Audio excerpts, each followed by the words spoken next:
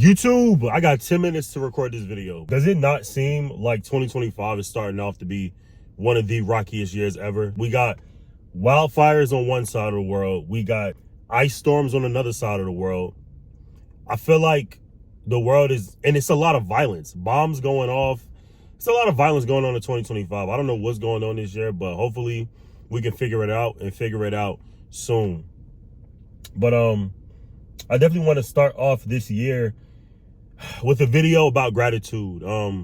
As y'all know, I just graduated nursing school. I haven't started my job yet, but me being back at work, working on a cardiac unit, I see a lot of sick people all the time. A lot of times it's unexpected. Sometimes it's chronic issues, like things that's been going on for years. But I think it's easy to look at the new year and look at all opportunity and wake up and be like, you know, this is the year I'm going to make it happen for me, which I think is good. There's also other ways to go about it, like, oh, I feel like I'm gonna try to make it happen for whatever reason. I think it's easy to get sidetracked and a little bit like complacent and ungrateful. And I want to say that, like, everybody doesn't have the opportunity to wake up every day, and a lot of times people in the hospital don't even have the ability to do a lot of things for themselves that they once did. And I think it's easy to be like, oh, you know, I woke up this morning and I'm not as grateful as where I want to be. I'm not as grateful as where I feel like I could change and put my life. But it's so easy to be like totally just dismiss the idea that I got up and I was able to wash myself and I was able to clean myself and I was able to breathe on my own. And I was able to, you know, take a deep breath without having chest pains or not having to take a bunch of medications. Not having to take a bunch of medications like every single day. I think that's something that I'm getting back into doing and realizing that my health is wealth, that my health is a blessing in itself. I don't have to wake up and take a bunch of medications. I don't have to wake up and have someone wash me, have someone feed me. It's really honestly a blessing. And I want to take care of my body as much as I can in order to continue on like a healthy kind of lifestyle. Like, I'm sitting outside right now waiting on my boy about to go into the gym because I have the ability to go into the gym and lift weights. I feel like I'm focusing in on my health a lot early. So maybe I can potentially not be sick later on in life. And who's to say that even with still me lifting, I won't become sick later on in life by some heart defect or some stroke or anything like that. It's out of our control. I think the best you can do is just put yourself forward, put your best foot forward. That's honestly the best thing that you can do, is put your best foot forward. But I don't know. I see a lot of people complaining about, you know, just everything on IG. I mean, it's probably not the best to look on social media, but I just see a lot of complaints, and I think it's easy to forget that even waking up is a blessing, because a lot of people didn't wake up, you know, this morning. Being able to go out and drive your car and see, you know, your family and come home to a warm house or a warm, you know, environment.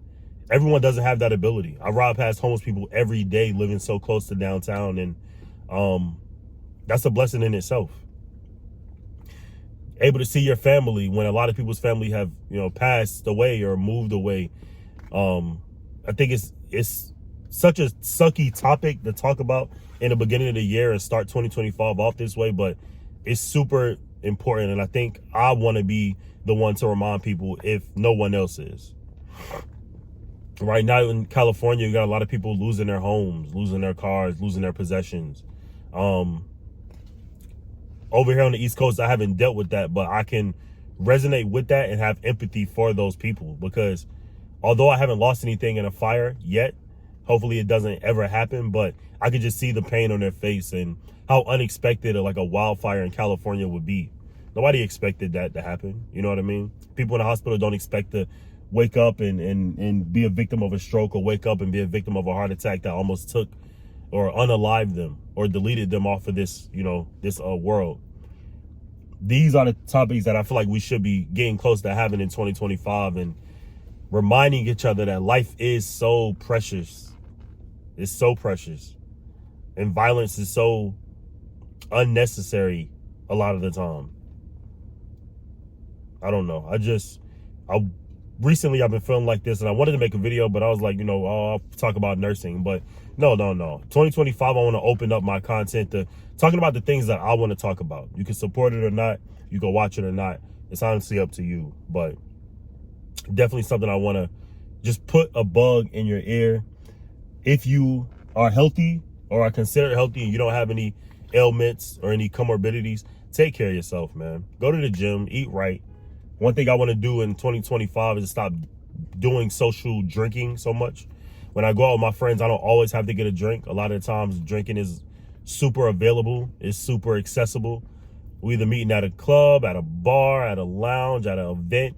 And if it's a bar there, typically we're going to drink. But I think I am leaning on not drinking as much in 2025. Social drinking, because I very rarely just sit at home and just drink. But social drinking is something I want to stop in 2025. The amount of salt and sugar that I eat, processed foods, I want to stop that as well, even though I've already taken steps toward that in 2024. I don't want to end up being a patient, plainly put. I don't want to wake up to a heart attack or wake up to a stroke or, wake up to, some type of kidney disease or kidney failure, renal failure, because I didn't do the things that I needed to do. In 2025, I think it's a new opportunity for those that can make it a new opportunity. But just know that there's a lot of people sitting in the ICU, sitting on cardiac units, sitting, awaiting